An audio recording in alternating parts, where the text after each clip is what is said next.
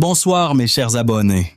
Ce soir, je vous raconte une histoire extraordinaire qui prouve que le destin a parfois un sens de l'humour incroyable. C'est l'histoire de Julien Moreau, mécanicien de 34 ans et père célibataire à Lyon, qui fuyait un rendez-vous aveugle organisé par sa sœur quand il a croisé une femme en détresse sur une route enneigée. Ce qu'il ne savait pas, c'est qu'en aidant cet inconnu, il venait de sauver exactement la personne qu'il était censé rencontrer. Restez jusqu'à la fin pour découvrir comment un geste de gentillesse a transformé deux vies à jamais. Julien Moreau ajustait nerveusement sa cravate bleue marine, la seule qu'il possédait, tout en conduisant son vieux pick-up Ford sur les routes enneigées de Lyon. À 34 ans, ce mécanicien autodidacte n'avait pas eu de vrai rendez-vous depuis la mort de sa femme Émilie, 3 ans auparavant. Sa sœur Mathilde avait insisté pendant des mois. « Julien, Emma a besoin de voir son papa heureux. Tu ne peux pas rester seul éternellement. » Emma, sa fille âgée de 7 ans, était d'accord avec sa tante. « Papa, tu es toujours triste quand tu penses que je ne regarde pas. » Le rendez-vous était prévu au Café des Terreaux à 19h30 avec Camille Rousseau, une femme d'affaires et brillante, se saignait selon Mathilde. Mais plus Julien approchait du centre-ville, plus sa gorge se serrait. Il n'était pas prêt. Emma avait besoin de stabilité, pas d'un père qui papillonnait. Sa petite mécanique auto à Villeurbanne demandait tout son temps. Et puis, que pourrait-il offrir à une femme d'affaires brillante? Ses mains calleuses. Son appartement modeste au-dessus de l'atelier, à 19h15, pris de panique, Julien fit demi-tour. Il textait Mathilde. « Désolé, urgence à l'atelier. Remettre le rendez-vous. » Mais en roulant vers Villeurbanne, par la route de campagne qu'il préférait, moins de circulation, plus de tranquillité, il vit quelque chose qui le fit s'arrêter net. Une Mercedes noire était immobilisée sur le bas-côté, clignotants allumés. Une femme en tailleur sombre se tenait à côté, téléphone à l'oreille, visiblement en difficulté. La neige commençait à tomber plus fort. Julien soupira. Son père lui avait toujours dit « On ne laisse jamais quelqu'un en détresse sur la route, point final ». Il s'arrêta derrière la Mercedes, alluma ses warnings et s'approcha poliment, main visible pour ne pas effrayer la femme. « Excusez-moi, madame, problème de voiture ?» La femme se retourna et Julien eut le souffle coupé. Grande, élégante, cheveux châtains parfaitement coiffés, malgré le stress, yeux noisettes brillants d'intelligence. Elle était magnifique. Oui, elle s'est arrêtée d'un coup. Le dépanneur dit qu'il faudra attendre au moins 1 heure avec cette neige. Sa voix était cultivée, légèrement tendue par l'inquiétude. Julien sourit rassurant. « Je suis mécanicien. Puis-je jeter un œil? » La femme sembla hésiter, évaluant ses vêtements de travail, ses mains tachées malgré le lavage soigneux. Puis elle acquiesça. « Je m'appelle Camille. » Le cœur de Julien faillit s'arrêter. Camille. Comme son rendez-vous raté. « Julien, » répondit-il, la voix légèrement étranglée. Camille observait cet homme étrange qui venait de se présenter. Grand, épaules larges sculptées par le travail manuel, visage aux traits francs, marqué par quelques rides de sourire. Ses mains bougeaient avec une assurance tranquille quand il souleva le capot de sa Mercedes. « Alternateur défaillant », diagnostiqua-t-il après 30 secondes d'examen. « Je peux bricoler une solution temporaire pour vous permettre d'arriver à destination. Où allez-vous? » Camille hésita. Avouer qu'elle se rendait à un rendez-vous aveugle qu'elle appréhendait autant que lui? « Café des Terreaux, mais vraiment, ne vous dérangez pas, je peux attendre le dépanneur. » Julien sortit sa boîte à outils du pick-up. « Pas question de vous laisser dans le froid. » Et puis... Il sourit, un sourire qui transformait complètement son visage. « J'allais justement dans cette direction. » Mensonge éhonté. Il fuyait le centre-ville, pas l'inverse. Mais quelque chose chez cette Camille, sa vulnérabilité sous l'élégance, sa façon de ne pas le regarder de haut malgré leurs différences évidentes, l'incitait à l'aider. Pendant qu'ils travaillaient, ils parlèrent. Camille mentionnait diriger une entreprise de technologie, évitait les détails par habitude. Julien parlait d'Emma, de sa passion pour la mécanique, de sa petite entreprise qui tournait bien. « Vous avez une fille ?» Camille sourit pour la première fois. « Quel âge ?»« 7 ans. Emma. C'est ma fierté. » Julien resserra un boulon. « Et vous, des enfantes ?» L'ombre qui passa sur le visage de Camille ne lui échappa pas. « Non, le travail, vous savez. Pas le temps pour tout ça. » Il y avait une mélancolie dans sa voix qui serra le cœur de Julien. Cette femme avait tout en apparence, mais quelque chose lui manquait.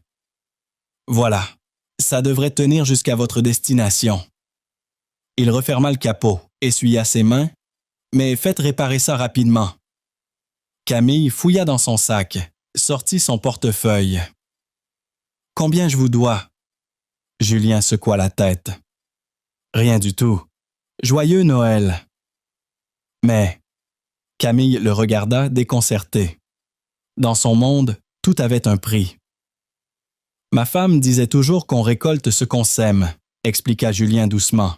« J'espère juste que si Emma a un jour des ennuis sur la route, quelqu'un s'arrêtera pour l'aider. » Camille sentit sa gorge se serrer. Quand avait-on fait quelque chose pour elle sans attendre de contrepartie pour la dernière fois? Votre femme, elle, cancer. Il y a 3 ans. Julien haussa les épaules, faussement désinvolte. On fait avec. Ils restèrent un moment silencieux sous la neige qui tombait plus fort. Puis Camille dit quelque chose qui la surprit elle-même. « J'espère que votre soirée se passera mieux que prévu. » Julien rit amèrement.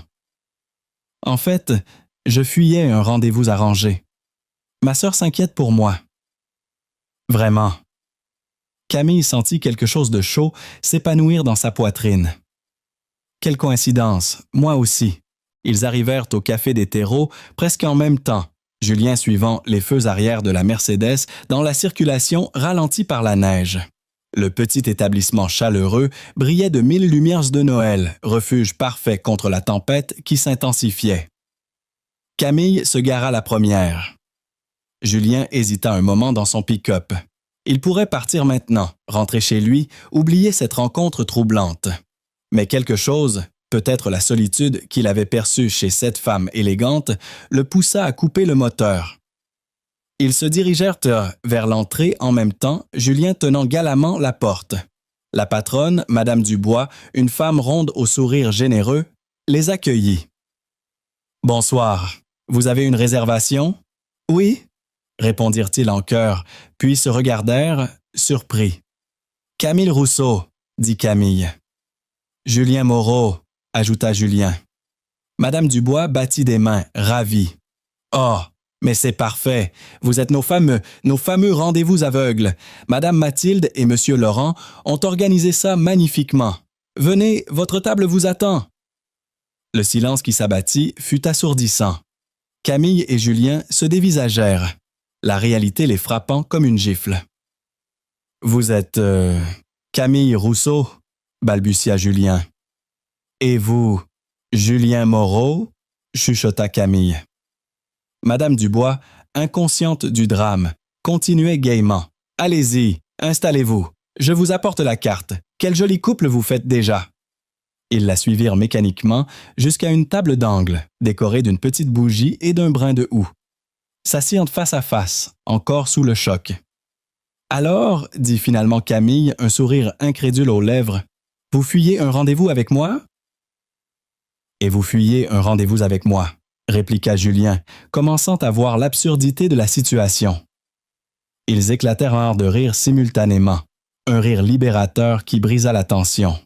« Mon Dieu, » hoqueta Camille, « Laurent n'a pas arrêté de me dire que vous étiez un homme bien, un vrai père dévoué. Je m'attendais à... » Un ringard ennuyeux, suggéra Julien, amusé. « Pas du tout, juste pas vous. » Elle le regarda vraiment pour la première fois, nota la façon dont ses yeux s'éclairaient quand il souriait, la tendresse qui perçait dans sa voix quand il parlait d'Emma. Et moi, Mathilde n'arrêtait pas de dire que vous étiez brillante et accomplie. J'imaginais... Une pain-bêche prétentieuse, acheva Camille. Quelqu'un de trop bien pour moi, avoua-t-il sincèrement. Madame Dubois revint avec 2 cafés fumants et la carte. Alors, les tourtereaux, c'est ce qui vous ferait plaisir? Camille et Julien échangèrent un regard complice. Je crois, dit Camille, que nous avons déjà trouvé ce qui nous faisait plaisir. Les heures passèrent sans qu'ils s'en aperçoivent. Le café se vida progressivement, mais Madame Dubois, attendrie par ce couple si visiblement épris l'un de l'autre, les laissa tranquilles. Camille raconta sa vie. PDG à 31 ans de TechVision, une entreprise de solutions informatiques qu'elle avait créée dans son garage après ses études à HEC. 200 employés, bureaux à Lyon et Paris, clients prestigieux, mais aussi les nuits blanches, la solitude, les relations qui s'effilochaient face à son ambition. J'ai toujours dit que je n'avais pas le temps pour l'amour, confia-t-elle, tournant machinalement son alliance imaginaire. Mais la vérité, c'est que j'ai peur. Peur de ne pas être à la hauteur en dehors du travail. Julien l'écoutait intensément, découvrant la femme fragile derrière la dirigeante accomplie. Emma me demande parfois pourquoi maman est partie au ciel, dit-il à son tour. Je lui explique que parfois, les gens qu'on aime nous quittent, mais qu'il faut continuer à aimer quand même. Sauf que moi, j'ai arrêté d'essayer. Votre femme, elle était comment? Le visage de Julien s'adoucit. Émilie était professeure, patiente, généreuse, elle voyait le bon côté de tout. Elle m'a poussé à ouvrir mon atelier quand je n'y croyais pas. Tu as des mains en or, Julien. Ne les gaspillez pas dans l'usine d'à côté. Elle avait raison. J'ai vu comment vous avez diagnostiqué ma panne. En 30 secondes. 25 ans de passion, sourit Julien. Mon père était déjà mécanicien. J'ai grandi dans les odeurs d'huile moteur et de métal. Et vous, comment êtes-vous devenu PDG? Camille rit. Par accident, presque. J'étais consultante, je voyais tous ces logiciels mal conçus, ces entreprises qui perdaient des millions par manque d'efficacité. J'ai développé une solution dans mon salon, l'ai présentée à quelques clients, et voilà. Ça ne s'est sûrement pas passé comme ça? Non, avoua-t-elle. 80 heures par semaine, pendant 3 ans. Pas de vacances, pas d'amis, pas d'amour, juste le travail, jusqu'à ce que je me réveille un matin et réalise que j'avais tout ce que je voulais et rien de ce dont j'avais besoin. Dehors, la neige tombait toujours. Le café baignait dans une lumière douce et chaude. Ils se rapprochèrent inconsciemment au-dessus de la petite table.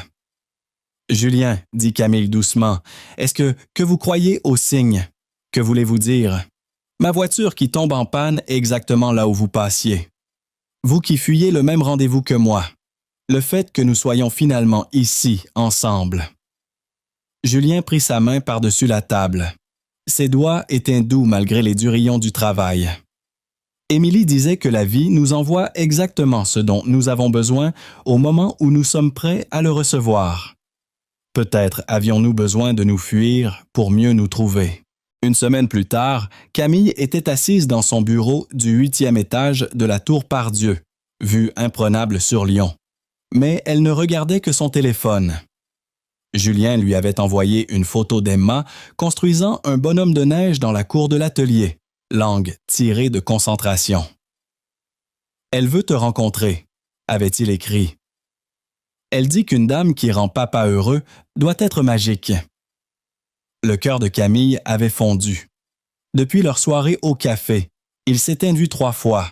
Des moments simples, une promenade au parc de la Tête d'Or, un déjeuner sur le pouce entre 2 rendez-vous, un café le soir après que Julien ait couché Emma. Rien d'extraordinaire, mais qui la rendait plus heureuse qu'elle ne l'avait été depuis des années. Laurent, son associé et meilleur ami, entra sans frapper, privilège qu'elle ne tolérait qu'à lui. « Camille, nous avons un problème. » Il semblait contrarié. Les investisseurs américains, ils veulent accélérer l'expansion, ouvrir 5 nouvelles filiales cette année, mais à une condition. Camille leva les yeux de son écran. Laquelle? Ils veulent que tu déménages à New York, diriger l'expansion depuis là-bas. Contrat de 3 ans minimum. Le sang de Camille se glaça. New York? Mais pourquoi? Nous gérons très bien depuis Lyon. Tu connais les Américains? Ils veulent leur PDG sur place, disponible 24h/24. L'offre est incroyable, Camille. Ils injectent 50 millions d'euros. On devient l'un des leaders européens du secteur. Et si je refuse? Laurent soupira. Ils se retirent. Et avec eux, nos projets d'expansion. On reste une PME lyonnaise, c'est tout. Camille se prit la tête dans les mains. Toute sa vie, elle s'était battue pour cette reconnaissance, cette opportunité. Devenir une figure internationale de la tech, sortir de l'ombre des géants américains. C'était son rêve depuis toujours. Mais il y avait Julien et Emma. Cette nouvelle famille qui prenait forme doucement. Cette chance d'être enfin complète. Combien de temps pour décider? Ils veulent une réponse la semaine prochaine. Ce soir-là, chez Julien, Emma montrait fièrement à Camille ses dessins tandis que son père préparait des pâtes à la sauce tomate. La spécialité de la maison. L'appartement était petit mais chaleureux, plein de photos d'Émilie et d'Emma, de dessins d'enfants collés au frigo, de cette vie simple mais authentique. « Camille, » dit Emma en grimpant sur ses genoux, « papa dit que tu es très intelligente et que tu diriges une grande entreprise. C'est vrai, ma puce. Moi, je veux être comme toi quand je serai grande. Sauf que je veux aussi être maman. » Le cœur de Camille se serra. Pourquoi pas les deux? Papa dit que c'est très difficile, que les mamans comme toi sont très occupées. Julien, depuis la cuisine, lança « Emma, viens mettre la table. » Mais le mal était fait. Camille voyait bien que Julien l'admirait, mais aussi qu'il doutait. Comment pourrait-elle, avec ses responsabilités énormes, être présente pour une famille? Plus tard, une fois Emma couchée, ils s'installèrent sur le canapé usé mais confortable. « Julien, il faut qu'on parle. Je dois partir à New York. » Les mots tombèrent dans le silence du salon, comme des pierres dans un étang. Julien, qui caressait distraitement les cheveux de Camille, s'immobilisa. Pour combien de temps? Sa voix était neutre, mais Camille sentit la tension de tout son corps. 3 ans minimum, peut-être plus si ça marche bien. Elle se redressa, le regarda en face. C'est l'opportunité de ma vie, Julien. Devenir PDG d'une multinationale, avoir un impact mondial. Julien se leva, alla à la fenêtre. Dehors, Lyon scintillait dans la nuit froide. « Je comprends, » dit-il finalement. « C'est important pour toi. Viens avec moi. » Les mots étaient sortis sans qu'elle les contrôle. Julien se retourna, surpris. « Quoi? »« Viens avec moi. Toi et Emma. New York, c'est une aventure formidable. Emma pourrait apprendre l'anglais, découvrir une nouvelle culture. Et toi? Et moi quoi, Camille? » Sa voix était plus dure maintenant. « Qu'est-ce que je ferais à New York? Je ne parle pas anglais, je n'ai pas de diplôme, juste mes mains et mon expérience. Tu me vois mécanicien à Manhattan. Tu pourrais apprendre, évoluer, devenir quelqu'un d'autre, tu veux dire. » Julien secoua la tête. Emma vient de perdre sa mère. Elle a besoin de stabilité, de ses repères, pas d'être transplantée dans un monde étranger pour les beaux yeux de mon ambition. Ce n'est pas de l'ambition, c'est ma carrière. Et qu'est-ce qui compte le plus, ta carrière ou nous? La question flotta entre eux comme une accusation. Camille se leva à son tour, arpenta le petit salon. Ce n'est pas juste, Julien. Tu me demandes de choisir entre mon rêve professionnel et notre histoire qui commence à peine. Je ne te demande rien. Je constate juste que tu as déjà choisi. Ce n'est pas vrai. Alors reste. Il la regarda droit dans les yeux. Refuse New York. Reste à Lyon avec nous. Camille sentit sa gorge se serrer. Tu sais que je ne peux pas faire ça. Cette chance ne se représentera jamais. Et nous non plus, répondit Julien tristement. Emma s'attache déjà à toi. Elle parle de toi comme d'une maman potentielle. Si tu pars maintenant, elle comprendra. Les enfants s'adaptent. Emma a déjà perdu une mère, Camille. Je ne la laisserai pas en perdre une deuxième. Le silence retomba, lourd de tout ce qu'il ne se disait pas. Camille ramassa son sac, ses clés. Je crois que j'ai besoin de réfléchir. Moi aussi. Elle s'arrêta à la porte, se retourna une dernière fois. Julien était toujours à la fenêtre, silhouette solitaire contre les lumières de la ville. Julien, je t'aime. Il ne répondit pas. 3 jours passèrent sans nouvelles. Camille évitait le quartier de Villeurbanne, noyait son chagrin dans le travail. Laurent la regardait avec inquiétude dépérir derrière son bureau, incapable de se concentrer sur les dossiers. « Tu vas lui dire oui aux Américains ?» demanda-t-il finalement.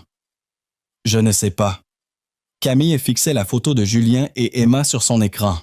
« Laurent, tu crois qu'on peut tout avoir dans la vie? » « Non, mais on peut choisir ce qui compte le plus. » Ce soir-là, n'y tenant plus, Camille se rendit à l'atelier de Julien. Elle le trouva sous une vieille Citroën, Emma assise par terre à côté de lui, lui tendant les outils en chantonnant. « Papa, la dame jolie est là !» cria Emma en l'apercevant. Julien sortit de sous la voiture, le visage fermé. « Camille, il faut qu'on parle. » Emma les regarda tour à tour, puis avec la perspicacité des enfants, déclara « Je vais chez Papy Marcel. » Elle fila vers l'arrière de l'atelier où le vieil homme qui aidait Julien l'accueillit avec un sourire. Ils restèrent face à face dans l'atelier silencieux, entourés d'outils et d'odeurs d'huile moteur. « J'ai pris ma décision, » dit Camille. Julien ferma les yeux, se préparant au pire. « Je refuse New York. » Il rouvrit les yeux, incrédule. « Quoi? »« Je refuse. Je reste à Lyon. Avec toi. Avec Emma. » « Camille, tu ne peux pas faire ça. C'est ta vie, ton rêve. Non. » Elle s'approcha, prit ses mains sales d'huile. « Mon rêve, c'était d'être reconnu, respecté, de prouver que j'existais. Mais j'existe déjà, Julien. Dans ton regard quand tu me souris, dans les câlins d'Emma, dans cette sensation d'être enfin complète. Et ton entreprise? On trouvera d'autres investisseurs, d'autres opportunités.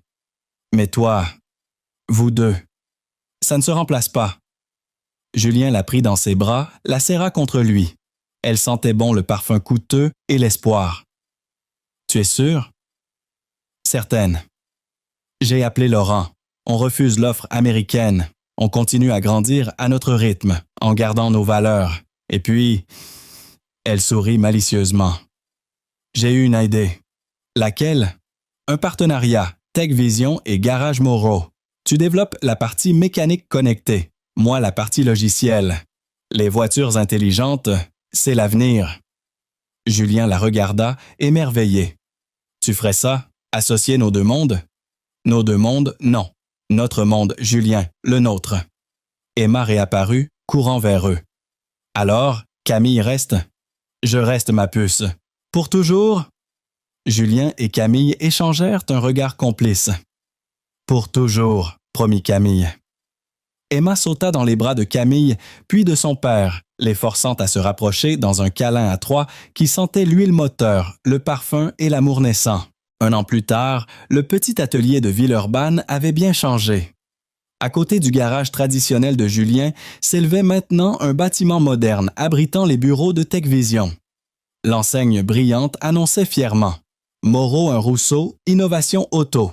Camille, en jean et pull cachemire, supervisait l'installation du dernier équipement de diagnostic informatisé. Ses cheveux étaient attachés en queue de cheval pratique. Ses mains portaient quelques traces d'huile. Elle avait appris les bases de la mécanique pour mieux comprendre le métier de son mari. Car il s'était marié 6 mois plus tôt, dans la petite église de Villeurbanne, Emma radieuse en robe de demoiselle d'honneur qu'elle avait choisie elle-même. Rose bonbon avec des paillettes, sinon c'est pas un vrai mariage de princesse. L'entreprise commune marchait au-delà de leurs espérances. Ils avaient développé une gamme complète de solutions pour les garages connectés, diagnostic à distance, maintenance prédictive, interface client simplifiée. Leur premier contrat avec un réseau de concessions leur avait apporté la reconnaissance du secteur. « Papa, maman !» Emma déboula dans l'atelier, cartable au dos. À 8 ans maintenant, elle appelait naturellement Camille « maman » depuis le mariage. « J'ai eu 19-20 en maths. » Julien la souleva dans ses bras. « Ma petite génie, tu tiens de ta maman ingénieure? » « Et de mon papa qui répare tout, » ajouta Emma fièrement. Camille les rejoignit, embrassa Emma puis Julien. Cette scène simple, une famille qui se retrouve après une journée de travail, la comblait plus que tous ses succès professionnels passés. « Au fait, » dit Julien en reposant Emma, « Laurent a appelé. Les Américains de New York veulent nous rencontrer.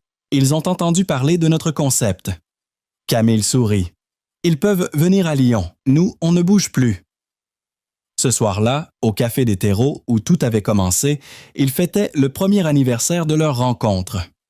Madame Dubois leur avait réservé leur table habituelle, celle où ils avaient découvert l'absurdité merveilleuse de leur histoire. « Tu regrettes parfois ?» demanda Julien en trinquant avec elle. « Quoi donc? » New York, la gloire internationale, être PDG d'une multinationale. Camille regarda autour d'elle. Emma dessinait sur sa serviette en papier, tirant la langue comme son père quand il se concentrait. Julien, en chemise propre, mais avec encore un peu de cambouis sous les ongles, la regardait avec cet amour simple et profond qu'elle avait appris à chérir. Dehors, la neige recommençait à tomber comme ce premier soir.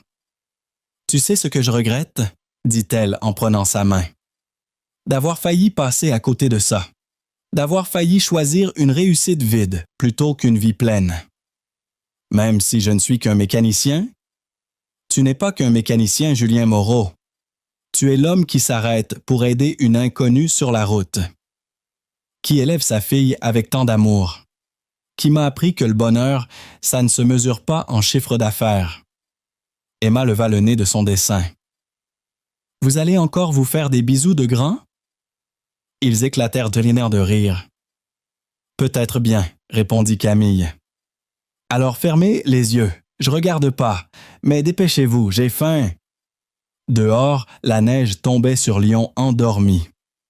Dans le petit café chaleureux, une famille née d'un malentendu merveilleux célébrait l'amour qui naît quand on cesse de le chercher et qu'on accepte de le recevoir.